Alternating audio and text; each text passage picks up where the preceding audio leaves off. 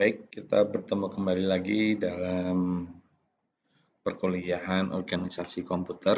Pada kesempatan kali ini, saya akan membahas mengenai memori yang ada di dalam komputer.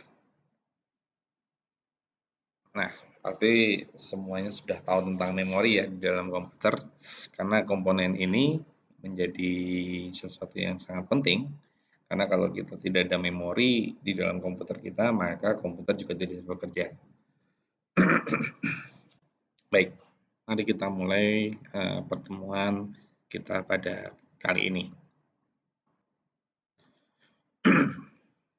Sebagai pendahuluan, jadi memori di situ merupakan sebuah sumber daya komputer yang dikelola oleh sistem operasi komputer. Jadi sistem operasi yang dijalankan di dalam komputer ini nanti akan memanage resource yang ada.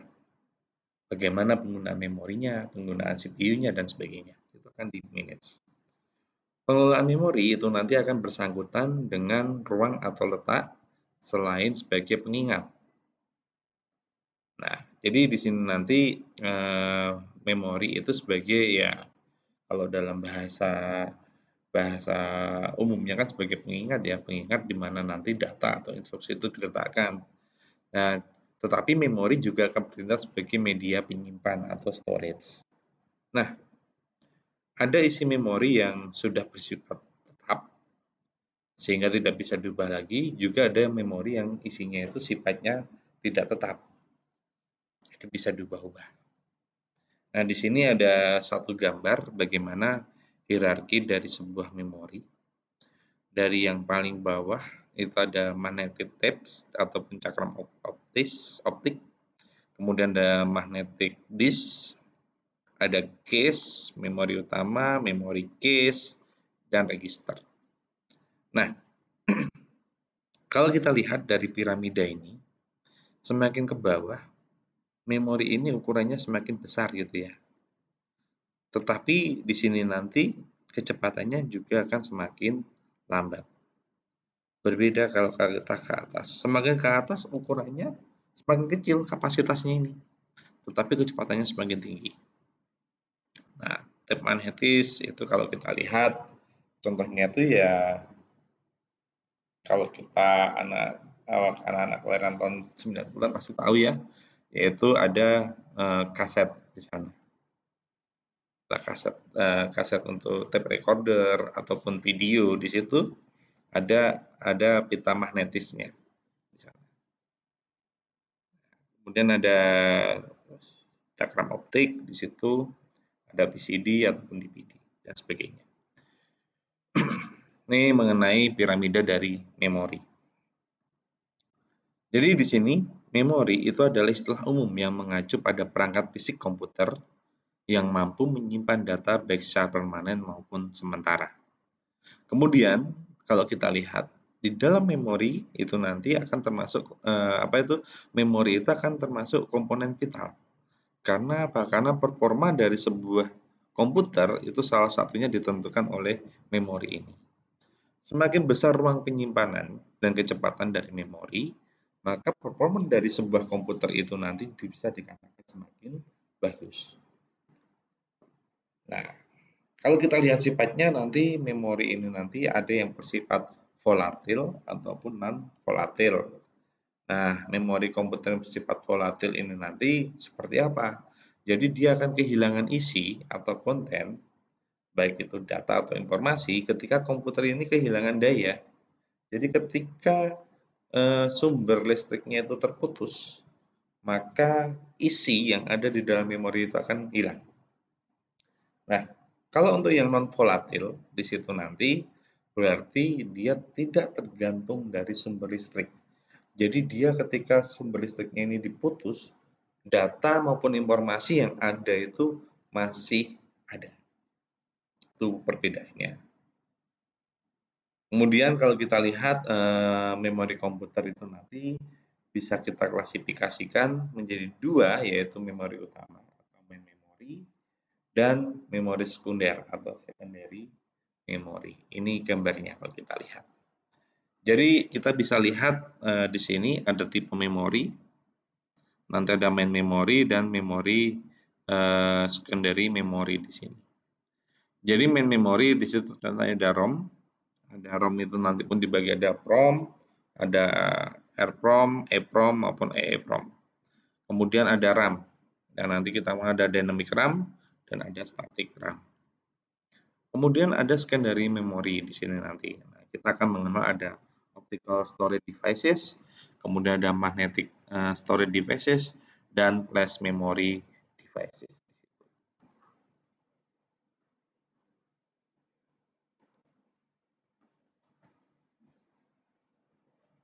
Jadi ini tadi adalah tipe-tipe memori yang bisa kita ketahui ya. Jadi dari memori utama dan memori sekunder. Jadi kalau kita lihat ROM atau read only memory itu nanti ada pembagiannya, kemudian ada RAM, random access memory, nanti ada dynamic maupun static RAM. Kemudian untuk memori sekundernya kita mengenal ada optical storage device. Jadi di sini storage device dengan menggunakan optik. Jadi ada compact disk, ada DVD ataupun Blu-ray. Kemudian ada yang menggunakan magnetic. Nah, ini ada hard disk drive maupun floppy disk. Kemudian ada flash memory. Jadi di sini menggunakan teknologi apa ya? Kalau bisa bilang elektronik di sini. Jadi ada flash drive maupun solid state drive di situ. Oke, kita masuk ke sini memori utama. Jadi memori utama itu nanti digunakan sebagai akses data, akses data utama ya. Dan ini biasanya digunakan oleh prosesor. Karena apa? Karena di sini nanti sifatnya yang cepat. Karena prosesor ini nanti butuh kecepatan yang tinggi ketika kita akan memproses suatu data, sehingga butuh memori utama. Dan di sini nanti pada memori utama nanti tidak berfungsi sebagai tempat untuk menyimpan data. Jadi dia data yang disimpan itu bukan untuk permanen, tetapi biasanya dia hanya untuk menyimpan data yang akan diproses oleh prosesor. Kemudian kalau sudah ya sudah gitu kan, hilang. Jadi di sini nanti memori utama itu nanti diklasifikasikan menjadi dua, ada read only memory dan random access memory. Nah, atau biasanya nanti random access memory nanti akan dikenal sebagai read and write memory atau RWM. Oke, kita lihat di read only memory. Jadi ROM atau read only memory ini adalah jenis memori yang kontennya tidak akan hilang ketika komputer mati. Karena apa? Dia sudah disimpan di situ nanti. Nah, jadi di sini pada awalnya memori ini hanya bisa dibaca saja. Tidak bisa dihapus, gitu kan? Dan kontennya sudah diisi oleh pabrik pembuatnya. Jadi dia hanya sekali isi oleh pabrik pembuatnya, kemudian hanya bisa dibaca di situ nanti.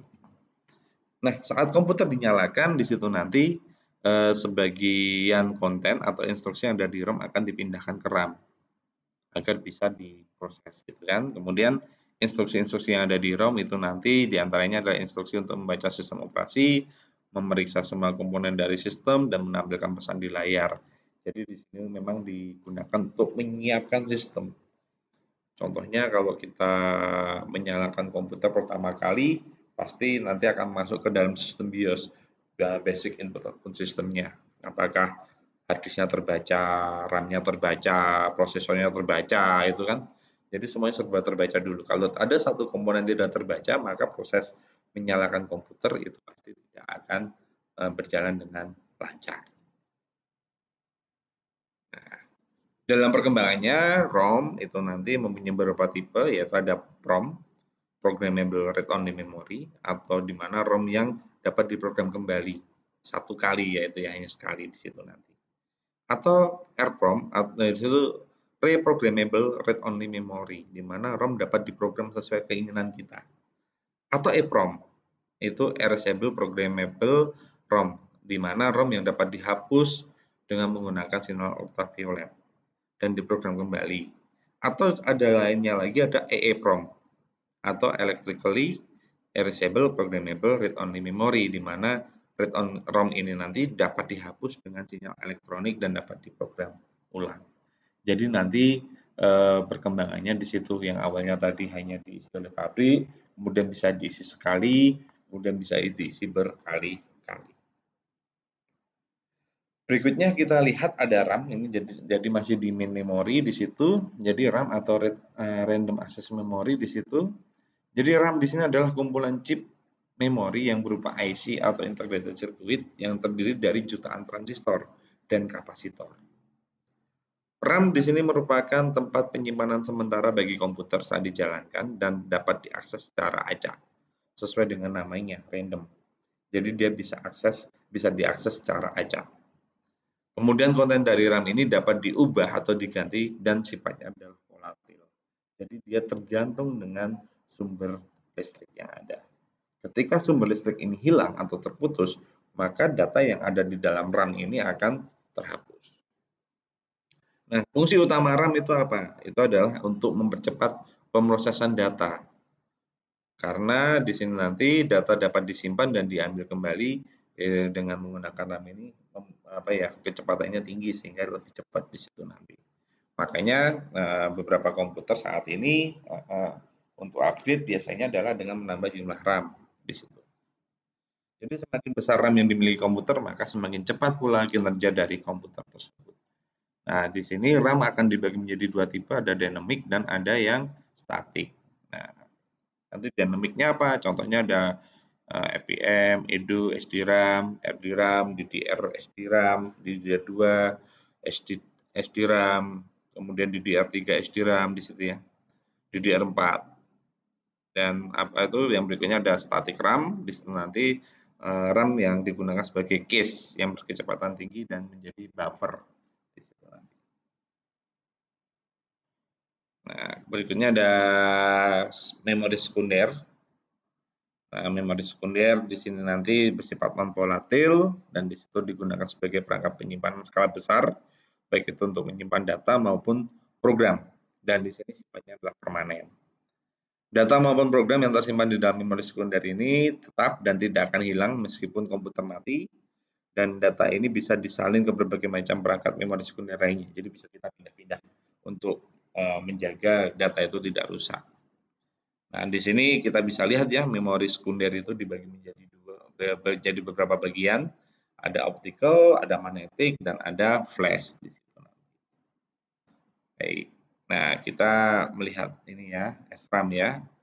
Jadi ini adalah bagian dari memori utama.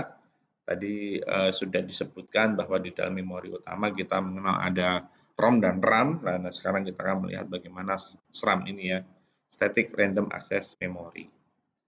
Static Random Access Memory di situ merupakan jenis RAM yang menyimpan data di dalamnya selama komputer masih menyala. Jadi di sini berbeda dengan dynamic RAM, di situ nanti yang perlu disegarkan secara periodik. Nah, sedangkan untuk SRAM ini tidak perlu ya. Jadi kemampuan tersebut dikarenakan apa? Karena SRAM ini memang dirancang menggunakan transistor tanpa menggunakan kapasitor, sehingga tidak perlu ada proses refresh secara periodik. Kemudian penggunaan SRAM ini kalau dari sisi cost itu lebih mahal, namun dari sisi performa dia lebih cepat dibandingkan menggunakan dynamic RAM. Ini dynamic RAM di situ nanti ya. Jadi merupakan jenis RAM yang banyak digunakan dalam komputer sebagai memori utama yang harus disegarkan atau di-refresh oleh CPU secara berkala agar data di dalamnya tidak hilang. Kemudian ada SDRAM atau Synchronous Dynamic Random Access Memory. Jadi di sini contoh dari Dynamic RAM yang mana termasuk memori komputer kategori solid state yang telah disinkronkan oleh clock system dan kecepatannya lebih tinggi dari DRAM di situ ya.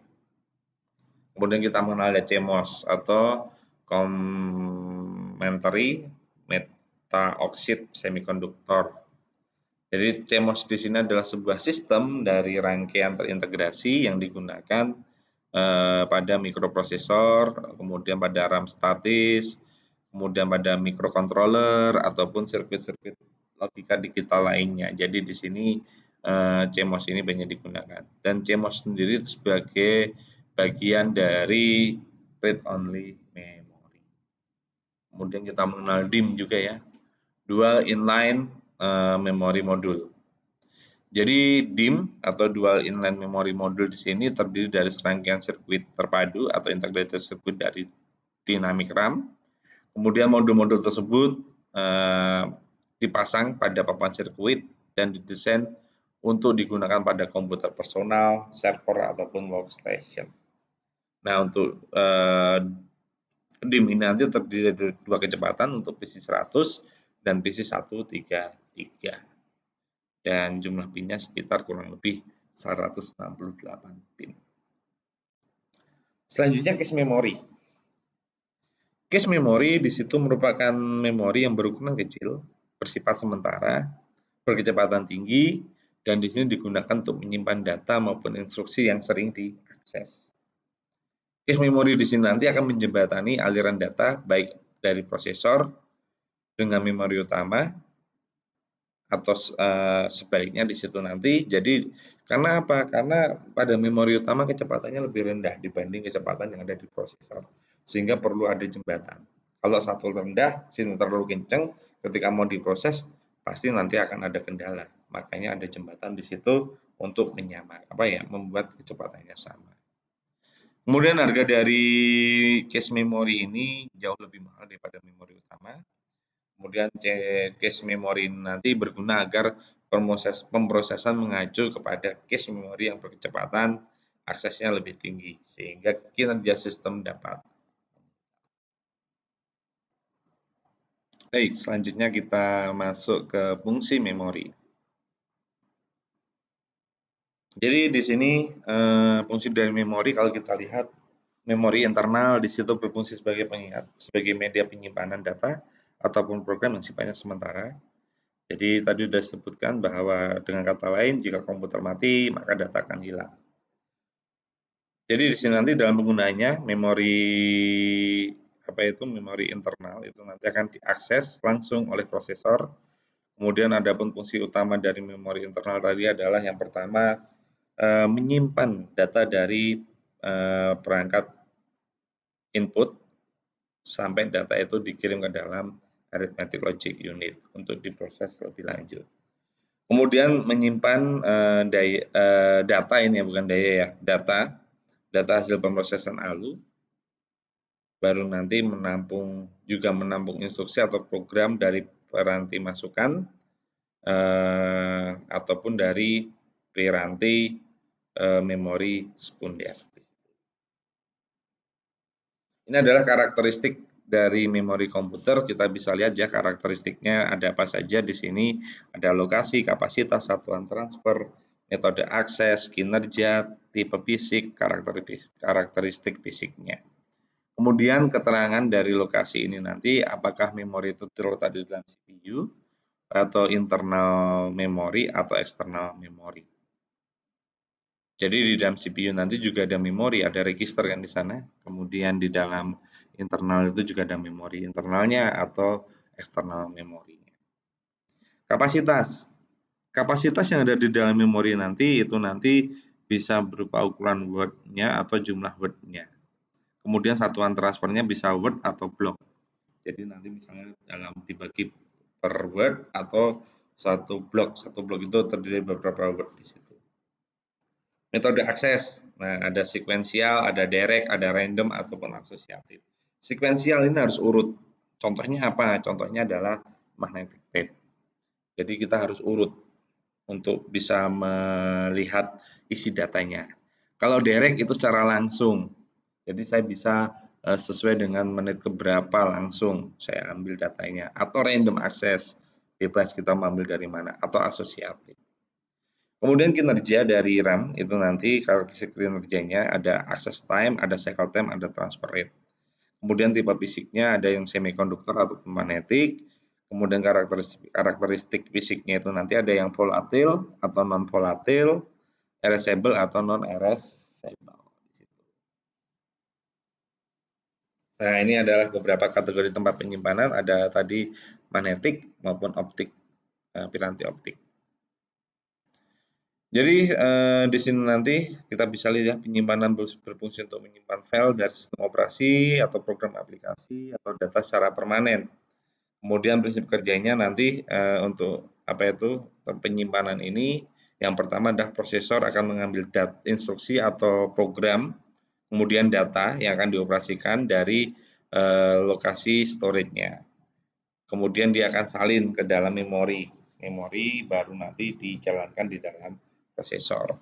Kemudian setelah selesai dioperasikan, file itu akan kembali disimpan ke media penyimpanan. Nah, berikutnya di sini kita bisa melihat bagaimana penggunaan magnetic storage di situ. Jadi magnetic storage ini adalah jenis media magnetik yang umum digunakan dalam penyimpanan data. Nah, contohnya kita mengenal ada disket, floppy disk, ada hard disk atau hard drive. Jadi awalnya ini dibuat untuk merekam sinyal analog audio, kemudian pada era modern dibuat untuk merekam data digital. Cara kerjanya bagaimana? Cara kerjanya adalah bit-bit data yang disimpan pada piranti magnetik dengan membuat pola magnetisasi pada partikel-partikel logam yang melapisi disk. Ini adalah cara kerjanya. Oke, kita mulai di sini magnetic storage. Jadi jenis media magnetic storage ini sudah umum digunakan dalam penyimpanan data. Nah, kita sudah kenal ya ada floppy disk atau disket floppy di sini, kemudian ada hard disk. Nah, awalnya magnetic storage ini nanti itu digunakan untuk merekam sinyal analog audio. Kemudian di era modern ini dikembangkan untuk merekam data digital di situ.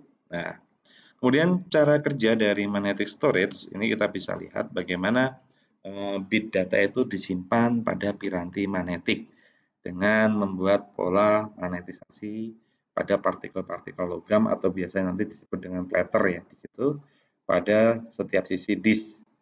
Nah, nanti kita bisa lihat gambarnya seperti apa nanti. Kemudian jenis dari penyimpanan magnetik itu nanti kita mengenal ada hard disk. Jadi hard disk memiliki 2 hingga 11 keping disk penyimpanan data yang terbuat dari aluminium atau gelas dan dilapisi dengan oksida besi.